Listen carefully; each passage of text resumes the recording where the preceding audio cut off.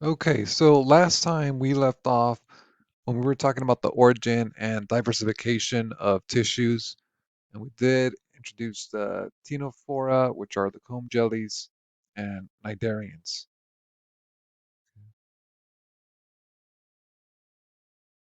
Many cnidarians and ctenophores can change shapes, just the shapes of their bodies. But if ctenophores and cnidarians lack the true mesodermal muscle, how are these animals able to change uh, shapes?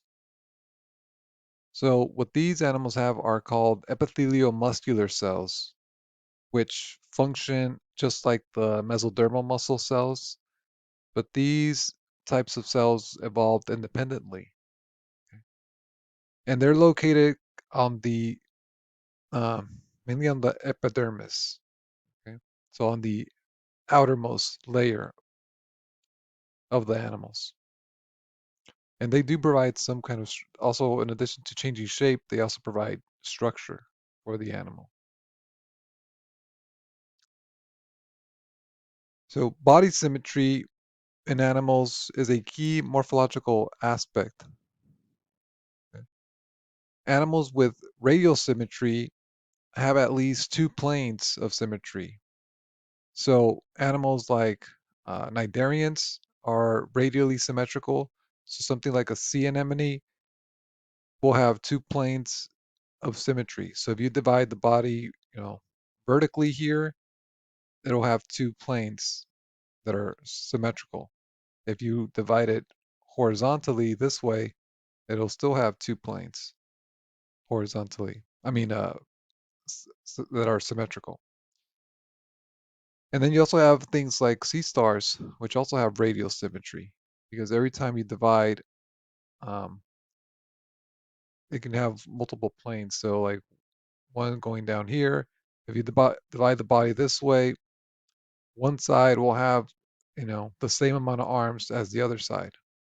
Okay? So they have multiple planes of symmetry. And these two animals, the radial symmetry evolved independently. Okay? Because sea stars, when they're in their larval form, they do have bilateral symmetry. So that's the other type of symmetry that we're going to look at is bilateral symmetry. So um, this is where there's only a single plane of symmetry.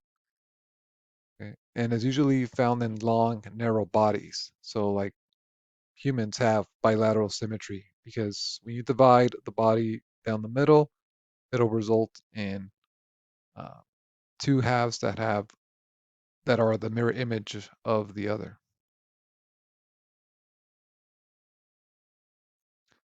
So, radial symmetry appears to have evolved earlier than bilateral symmetry. And something that you can see is that all animals that are triploblasts have bilateral symmetry. So animals that have the endoderm, the mesoderm, and the ectoderm.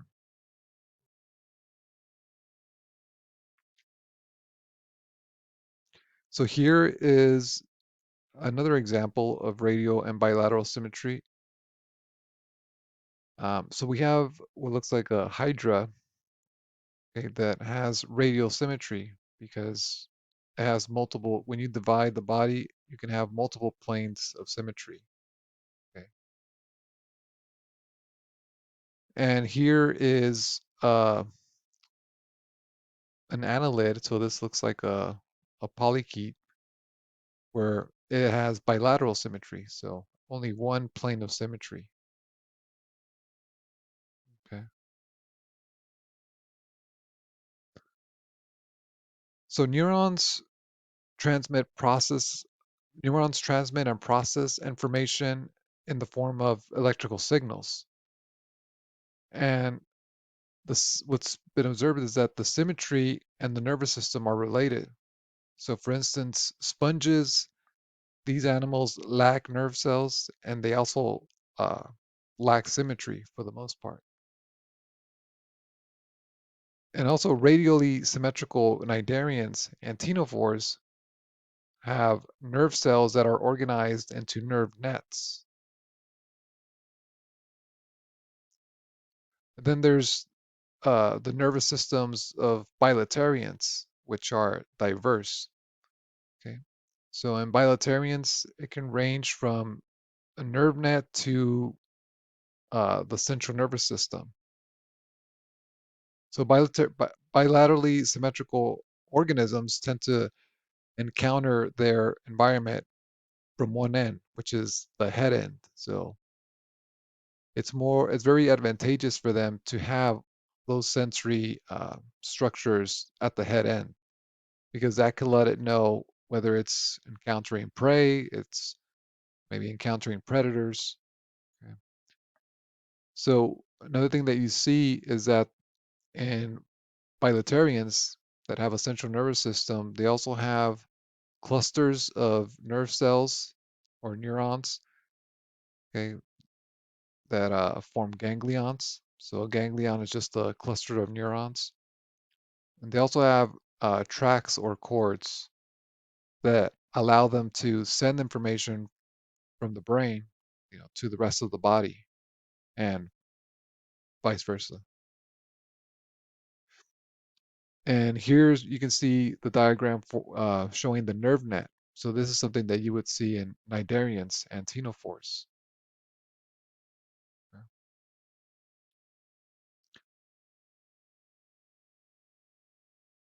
So the evolution of the central nervous system coincided with cephalization. Cephalization is when an animal has an obvious head end. So, like a worm has an obvious head end. Whereas something like a hydra or a jellyfish or a sea anemone, those don't have an obvious head end. All they have is the mouth. So, for animals with cephalization, they have their feeding, um, their sensory structures, and the structures that they use to process different information, those are all concentrated at the head end.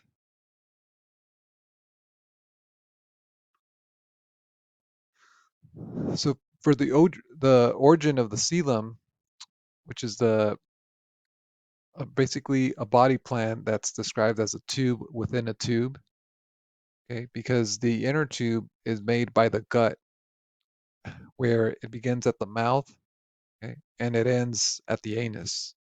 Okay, so that would be one tube. The outer tube is formed um, by the nervous system and the skin. So those are the two tubes. And then you just have the mesoderm that's in between that that forms the muscles and the organs. So a coelom is a type of cavity. It's a fluid-filled body cavity, okay, that's between the tubes. And it provides space for oxygen and nutrients to circulate. Okay, and it also enables the internal organs to move independently of each other. So here, when we look at something like an earthworm, which do have a coelom, okay, these are coelomates.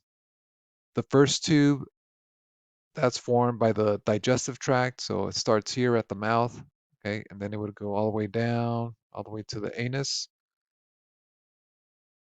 The second tube would be formed by the nervous system, okay, and also the skin or the ectoderm. So here you can see in blue, that's the nervous tissue. And things like earthworm, they have what are called nephridia. So that would be the second tube here. And then the coelom is just this cavity, the space that's filled with fluid. So animals that are true coelomates, they have um, a coelom that's completely lined with mesoderm. Okay. Animals that are acoelomate, so meaning that they have no cavity, these are animals with no coelom. So these are things like flatworms, from Platyhelminthes. And then you have pseudocoelomates, which have a false cavity. And these are animals whose coelom is only partially lined with mesoderm. So these would be things like nematodes. Okay. So here you can see the three germ layers. You have the endoderm, okay, in orange. You have the mesoderm in red, and then the ectoderm. When the animal is a true coelomate, the coelom is going to be within the mesoderm. So it's going to be completely lined with mesoderm tissue. When it's a acoelomate, it's going to just have the three germ layers, endoderm, mesoderm, and ectoderm. So no cavity. And then when it's a pseudocoelomate, it's going to have the cavity, but it's not going to be within the mesoderm. It's going to be between the mesoderm and the endoderm. Okay, so again, to be considered a true coelomate, the the cavity has to be completely lined with mesoderm on both sides. So if you look at this space here, it has mesoderm on top and it has mesoderm on the bottom.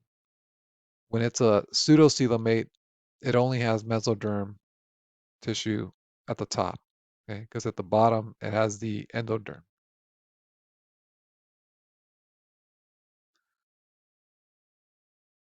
So morphological data predicted a gradual evolution. So where you had simple acoelomates that turned into, or that developed into pseudocoelomates and then to coelomates. But the current view is based on more molecular data, predicts that the coelom arose in in an ancestral bilaterian and was just modified or reduced in a lot of the lineages. Because there's some current lineages like arthropods that have a reduced coelom. Within coelomates, there are two subgroups. There are the protostomes, okay, and the deuterostomes. Protostomes are coelomates who are named for the embryonic development of the mouth before the anus. So proto meaning first, and stome or stoma is for mouth. So first mouth. Whereas deuterostomes, deutero means second, and then stoma means mouth, so second mouth. These are animals that are named for the embryonic development of the anus before the mouth.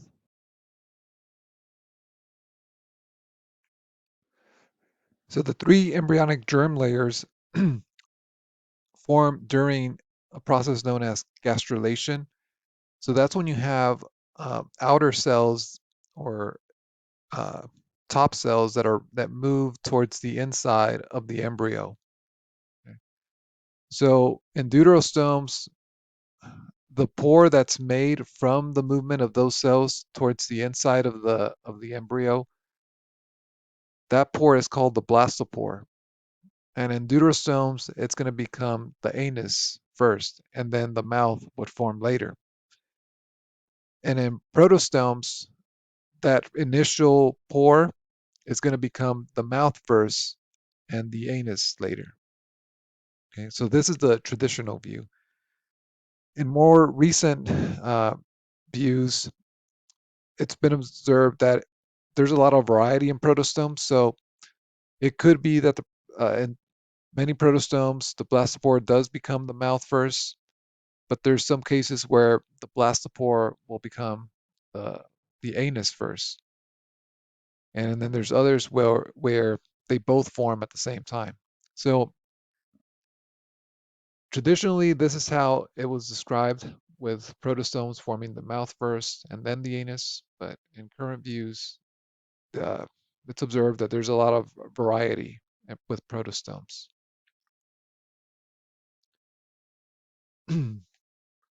Okay, So we'll stop here and then we'll continue with the segmentation on the next video.